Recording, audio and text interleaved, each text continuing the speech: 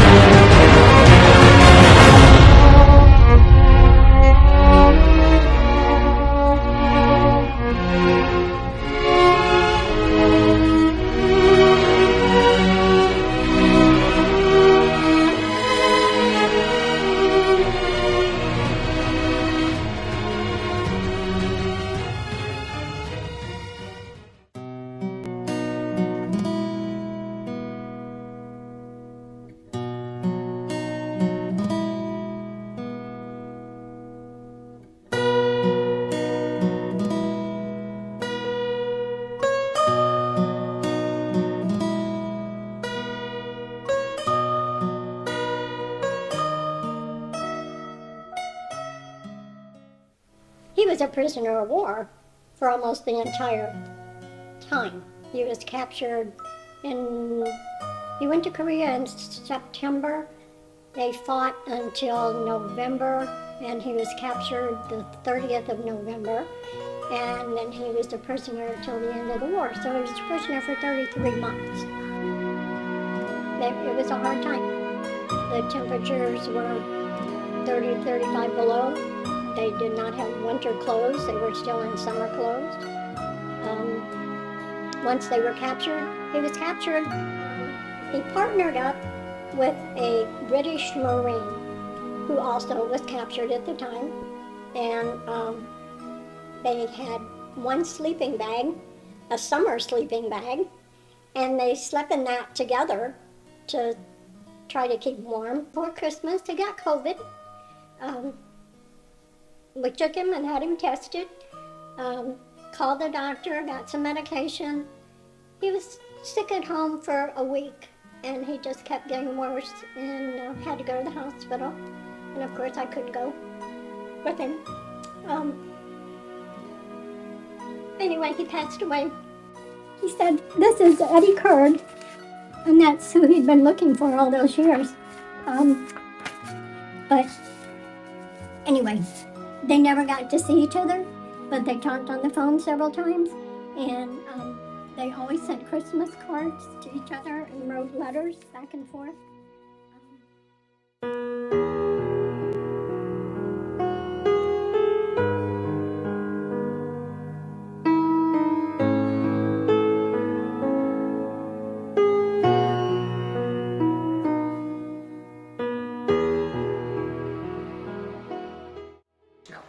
He served in Europe. He enlisted for a special program when he was 17. But he got out of the Army when he was 19, I believe. And came back home and went to college and was commissioned out of college, was a civil engineer, was commissioned as a second lieutenant in the regular Army. He was, just a little vignette, he was part of a artillery school at Fort Sill, Oklahoma in February 1950.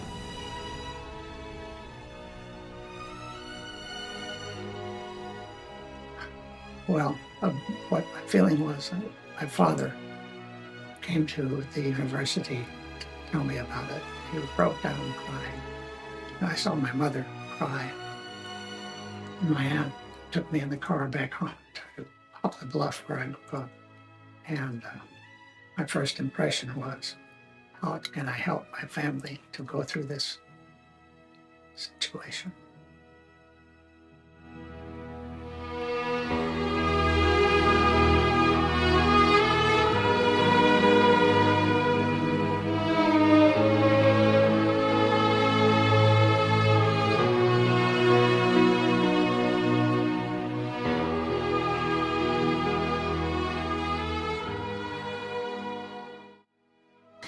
And, you know, he was a great father. Yeah. I mean, he was a great dad, but we knew that we weren't going to really be able to get away with stuff. So he just had that military background.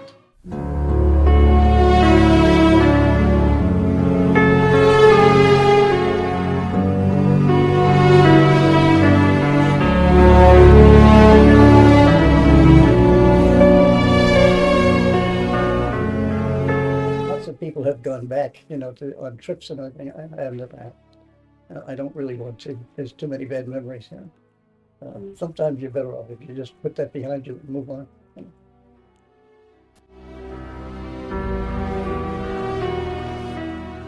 Yeah, it's very hard when you see people that you care about, you know, going down in large numbers. You know, it's very hard to deal with. Yeah, I lost a lot of friends over there. I really did. And I still think about it. You know, it's hard to forget. January of 1951. So I was just 20 years. I just had my 20th birthday. Yeah, and I didn't get to Korea until, as I said, December of '52. You know? But the Korean War is the reason I joined. The lieutenant who saved our lives on that hill got killed a couple of months later. You know, on a different hill. So. You know, I was in a mess unit at that time, being treated, and so I wasn't with the outfit. He was on a hill that got overrun, and he got killed. Yeah. Yeah. He was a good man.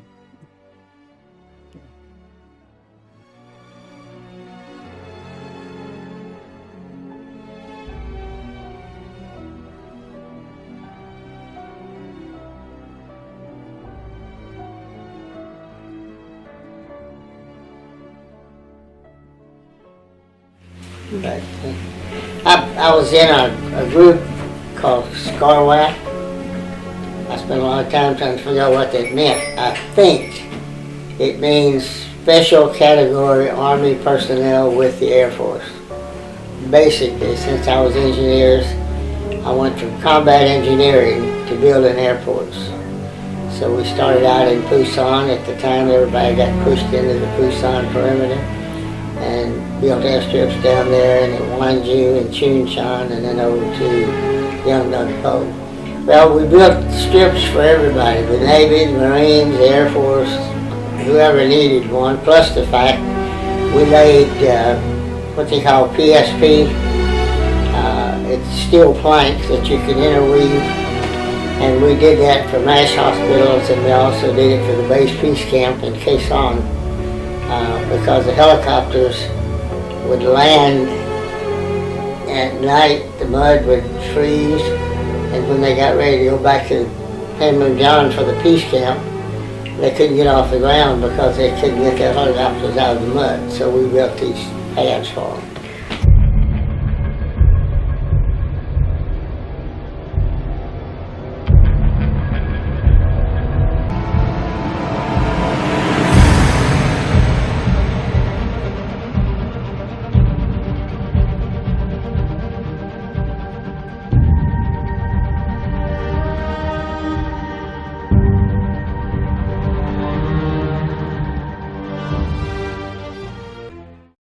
같은 동료들이 다 죽고 없으니까, 그래서 그 다음날 아침에 저녁에 월미도 덕덕덕 밖에 우리가 그게 도착이 됐어요. 군함이. 근데 거기 가니까 그 인천 앞바다가 전부 군함이야. 전부 그냥 서울로 한포사기랑 하는 거예요. 그래 불바다야, 불바다. 그래가지고 거기서 이제 LHT 조그마한 거 있어요. 납작한 거. 거기가 일개 소대가 들어가는 거야. 그래서 한국 하이 얼미도로 들어가는 거지. 인천 상륙작전 같이 참전했어요.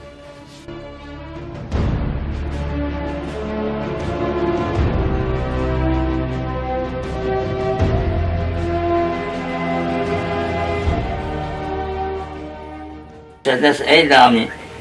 Then I joined the 8th Army. They sent us to Tamilton. Almost close about 3 years. Airlines together, United States and Korea, and another, the nation together. So we are all together, united to defend to North Korea surviving communism.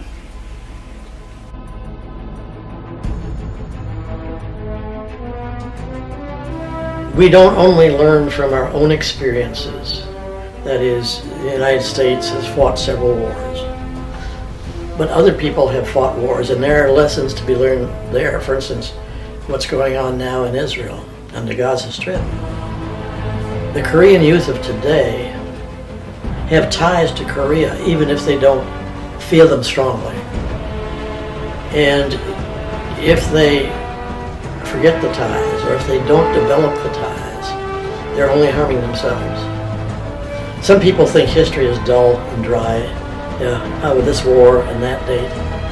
Well, history, understanding history, can be incredibly important to developing judgment of what we should be doing, where mistakes were made in the past.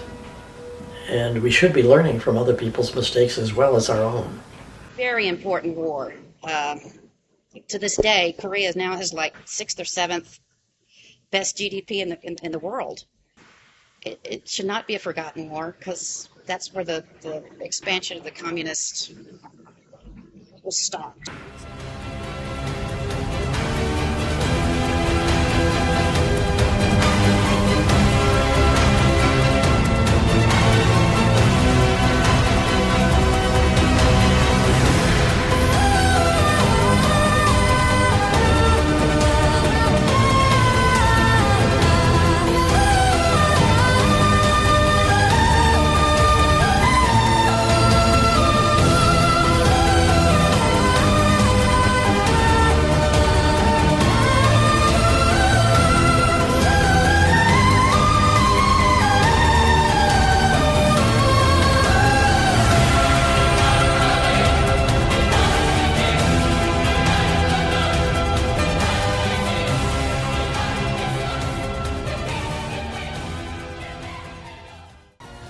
I came to the States in 1995 following my parents. My dad was born in 1956 after the Korean War. And, my grandparents were refugees during the Korean War.